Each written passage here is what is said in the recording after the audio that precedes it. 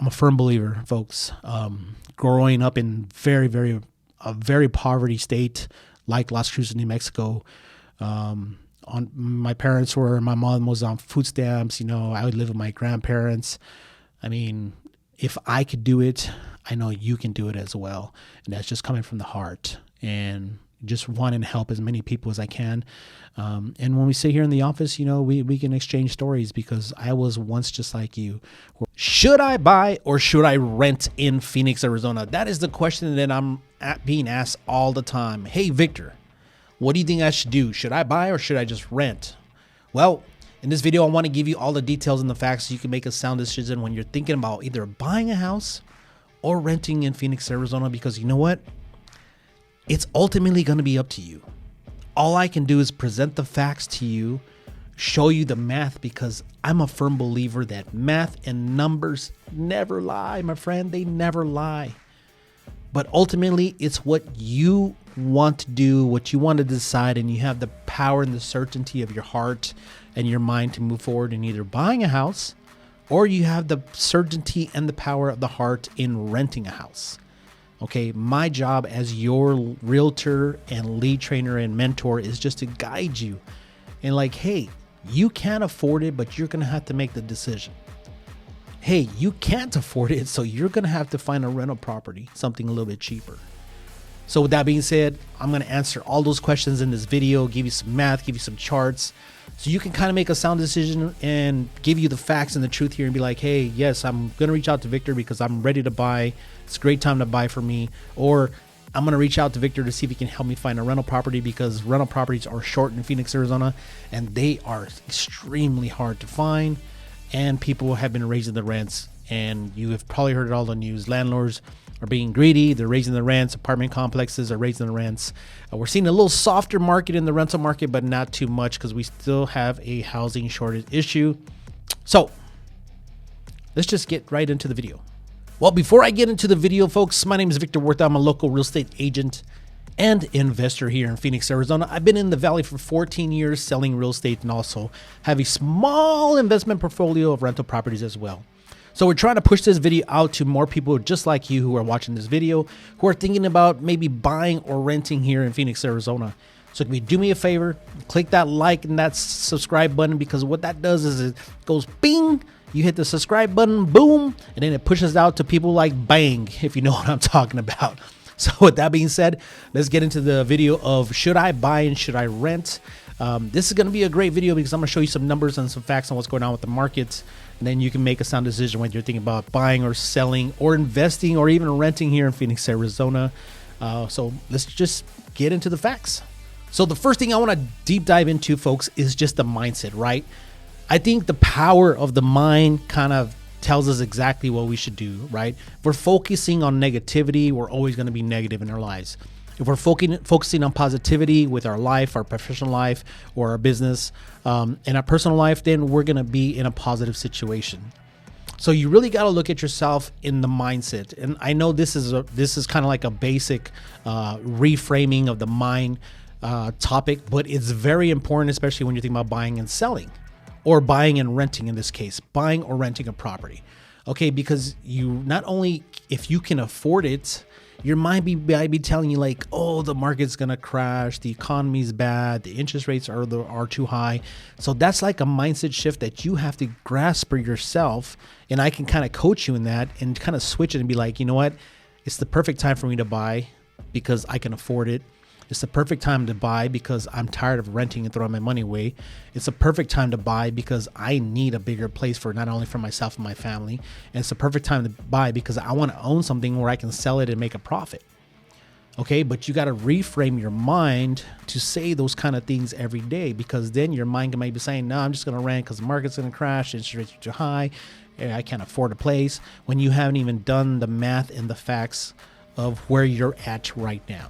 Okay, so the number one thing is just changing your mindset on where you're at right now, and then kind of looking at the numbers and the facts and seeing which direction you want to go.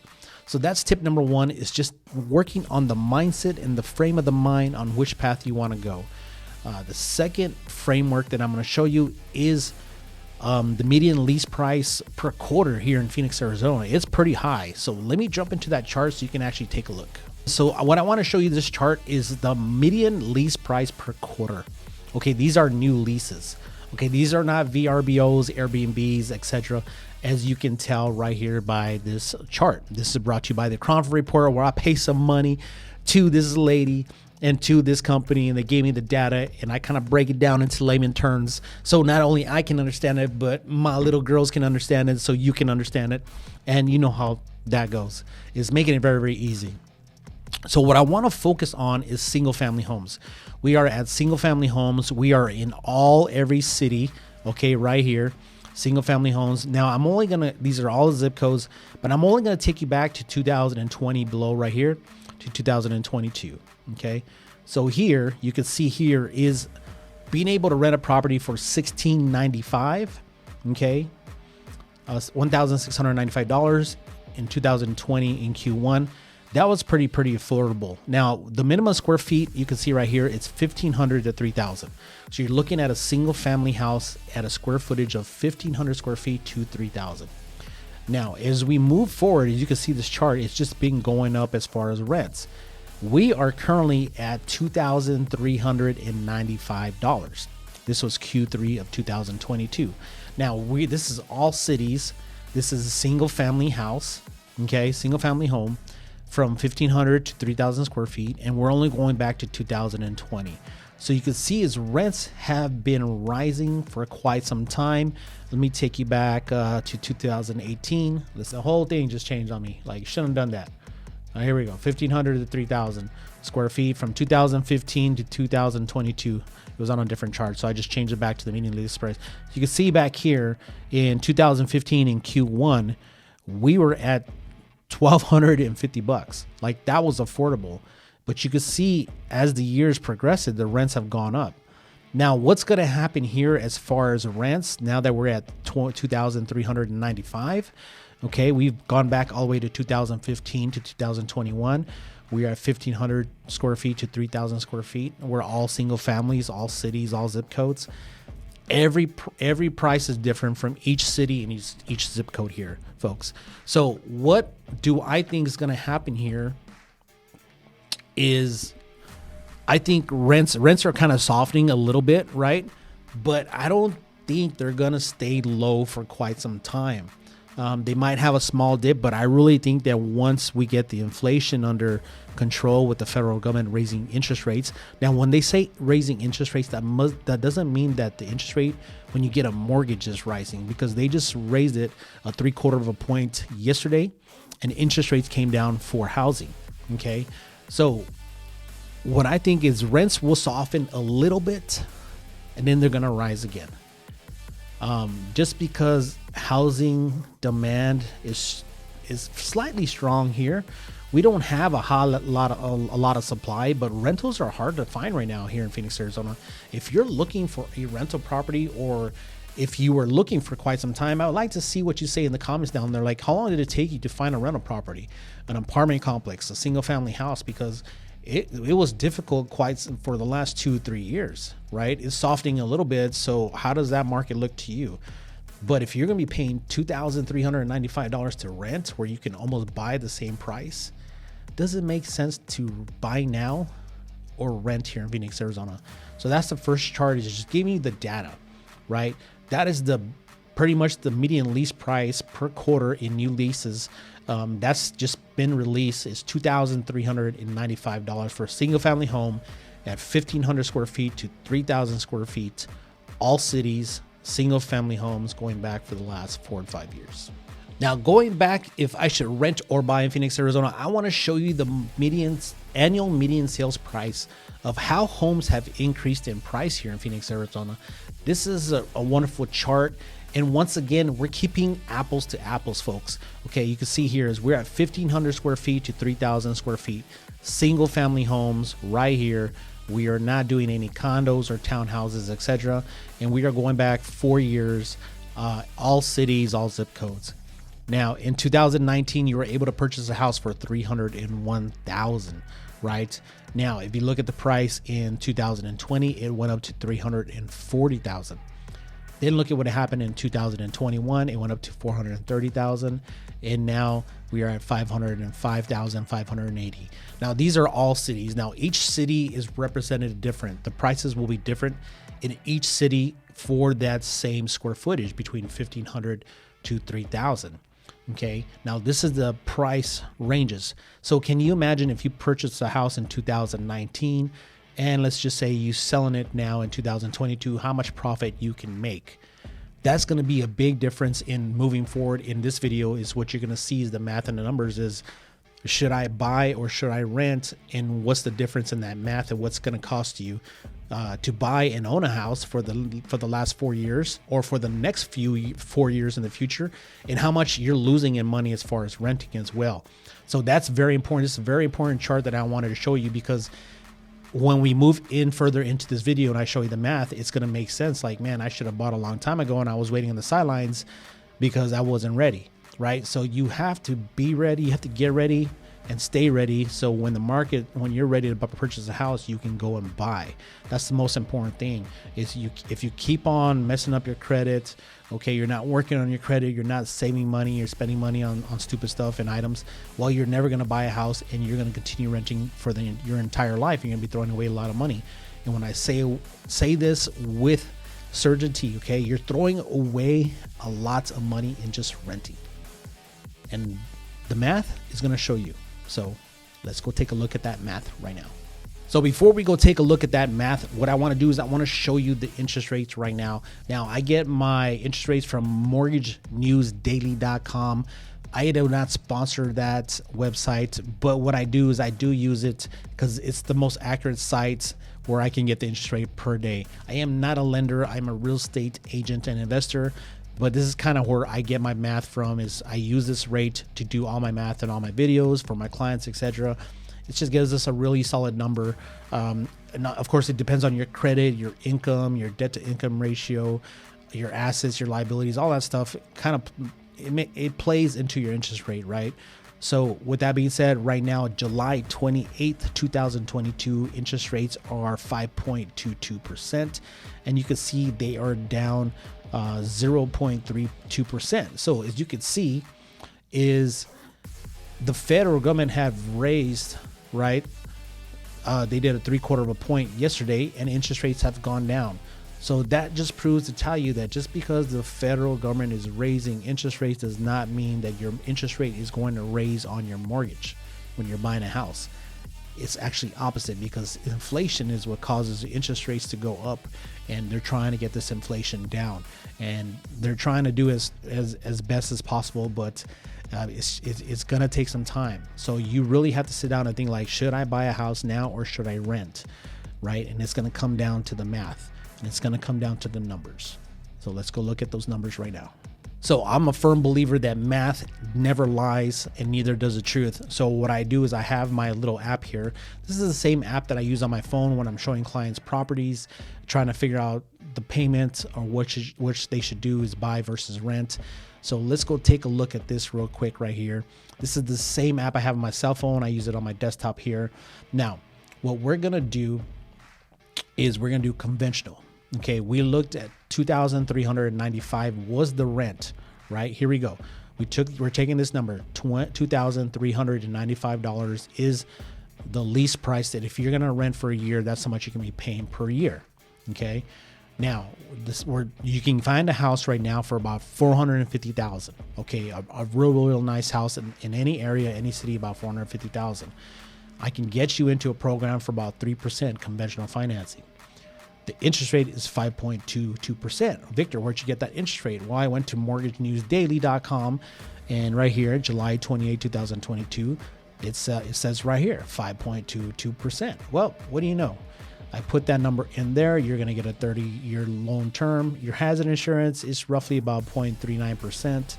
Property taxes, I use a 1% number there, just in case. Now, HOA, depends on whether you want to live in an HOA or not. I would leave this at 0, just in case we can find a property with no HOA.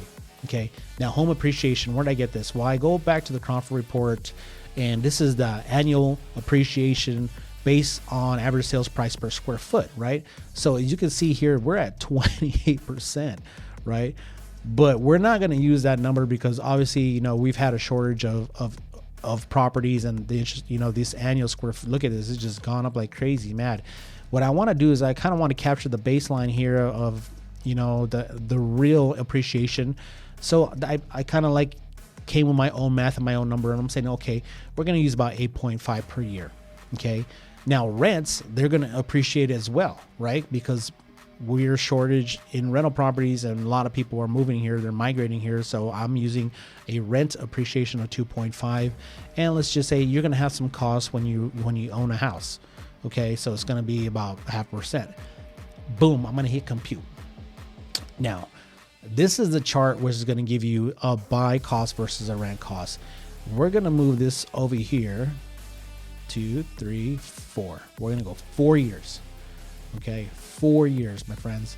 So if you were to actually rent, it would cost you $119,343.48 to rent for 4 years.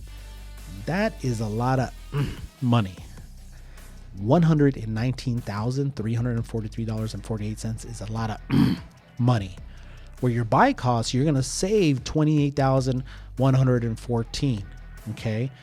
This is why I say math never lies. Okay. Math never lies. So if you're thinking about renting right now at the current rent of $23.95, you're going to be spending $119,343.48 in 4 years. Okay. Now, click this little question mark. Okay. So when calculating the buy cost, we tally up money that will be out of pocket. Okay. We include that you will need to bring to closing all your mortgage payments, your maintenance charges, when you own your home, and pay towards your principal balance, right? Your house appreciates and you get yearly tax savings. When you take those amounts and subtract them from your buy cost because they offset what you're spending when you're owning your home, here's a look at your buy cost versus scenario. Okay. So this is your down payment. You're bringing it to close. This is how much you've made in mortgage payments. Okay. This is how much you've done in payments. I mean, in maintenance, right? Say something breaks right over the year. That's pretty high actually, because I haven't invested $10,000 a year in expenses in my house, right? Maybe just some air filters, getting the ACs checked out. But that's pretty high. So I would actually lower that amount to maybe like $25,000 to $5,000 max. So your total out-of-pocket cost is $191,802, right? But look at this, that you're saving money when you're owning, right? You paid down your principal, $26,811. Okay, look at the appreciation. You have gained over $173,000 in appreciation just by owning an asset, owning a house instead of renting. Okay, you're saving on your taxes because you could write this off as far as interest on your taxes. So you've actually, your total equity and savings is $219,000. So that's where they say, you know, this is your buy cost of owning the house, but look at, this is what you're saving. So your total buy cost is a negative $28,115. That means that you're in the positive, right? That you're saving that money, for that 4 years. That's what you're saving. You actually saved yourself almost $30,000 by buying a house instead of spending $119,000. Now let's go to the equity tab. This is very important. Okay. I love this chart because it tells you exactly what's going to happen. Okay. Your down payment to buy the house was $13,500 using a 3% down payment program, conventional financing program that my lenders have. Okay. You've gained appreciation, right, of $173,000 right here, $636.42 for the 4 years that you've owned that house, and you paid down the principal balance of $26,810. Okay, so your total equity right now, you have $213,947 just by owning the house for 4 years. Now let's just say if you decided to sell. Okay, if you decided to sell over here by renting at 100, you wouldn't make any money. You're actually losing $119,000 for renting for 4 years. But if you were to sell in 4 years, my friends, look at, you would net $172,751 that's with all costs in 4 years. tax-free, your money, $172,000. You'd make more money buying a house, holding it for 4 years, selling it, than what you do renting for spending $119,000 of your hard-earned money, giving it to me, your landlord, and not making a cent because you're going to move and go rent another property and do it all over again. It makes no freaking sense, my friends. This is why you buy real estate and wait. This is the number right here. You buy real estate and wait. You never wait to buy real estate. You want to get yourself, your family, you're married, you're single, your family, whatever, you want to get yourself into a house. This is where wealth is made. It's made in the long term. This is why I say, if you were going to sell this property in 4 years, you would net $172,000, folks. If you wanted to leave the state, you can refinance this to pay your kids' college. You can refinance this to do some debt, etc. Right? Now, you're probably saying, but I can't afford it, Victor. Well, here's your payment on a $450,000 house. It's $2,817, right?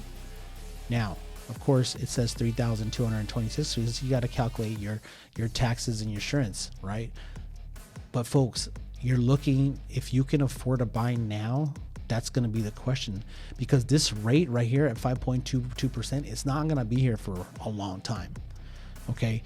You buy now, we have a 2-1 buy down, meaning that you can drop this rate to 4 to 3% the first year, the 4% the next year, then 5% the third year, and it stays like that for 30 years. So let's just change this to 3%. Okay, if you were to use a 2-1 buy down, let's see what your payment is now. It's $24.32, folks, by using this program. Okay, and over the years, your income might go up, it might not, but then just say that, okay, we're sitting at 5.2%, right? That was our interest rate at this time, as of today, per the Mortgage News Daily, we're sitting at 5.22% right here.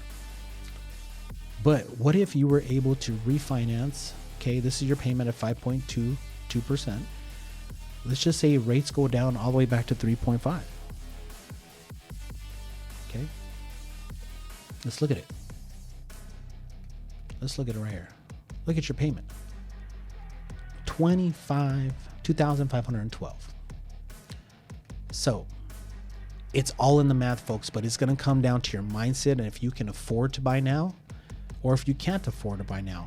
And if you can't afford to buy now, we need to start sitting down and making specific plans, right? Targets like, hey, we need to work on your credit. We need to work on you saving some money. We have a couple grant programs that we can use to help you, but your payment's going to be higher because that's going to be a higher interest rate, right? But we need to make a plan now, so when you move forward in the next year or 2 years, you're ready to purchase, because you always buy real estate and wait.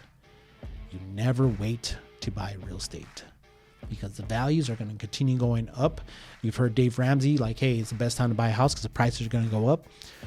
Everybody's saying, and the market's not going to crash here in Phoenix. We have too much people migrating to the state. We have TSMC building a plant. We have Intel building 2 plants.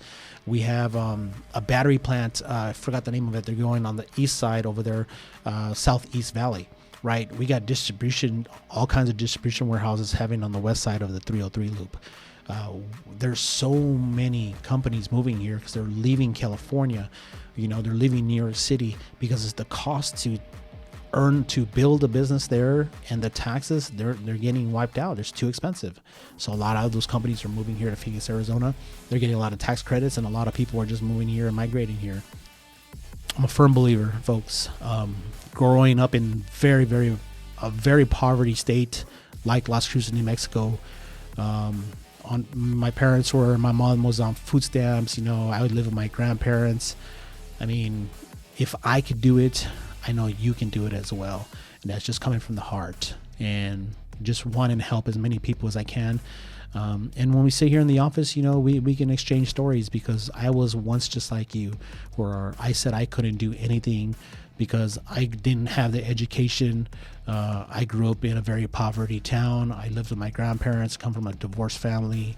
My parents got into alcohol, kind of forgot about us and left us, on the side, meaning me and my brother. And if I could do it and buy my first house at 21, I know you can too. So I hope this video kind of clears everything that we have talked about, whether you should buy or rent in Phoenix, Arizona. If you have any questions at all my information is right here. I've been in the business for 14 years. I just love to tell the truth and show you the facts so you can make a sound decision when you're thinking about buying, selling, or investing in real estate here in Phoenix, Arizona. And I hope we will be able to serve you and your family and meet you here at the office. Zoom call. We can go over the math here, show you exactly which city you're looking to buy in, what the rents are, what your payment will be, what the future costs will be, and what your money that you can earn by owning a house. Set up a meeting. We'd love to earn your business. Whether you're buying your first house or you're looking to invest in a property or looking to sell and buy another property, we've done this many, many times. Victor Huerta. We'll see you guys later. Peace. If you have any questions, email me at victor@freeagentproperties.com. Again, that email address is victor@freeagentproperties.com, where we release new videos each week on home buyer tips, home seller tips, the Phoenix housing market updates, so you can be mindful when you're thinking about buying, selling, or investing in real estate. We will talk to you soon.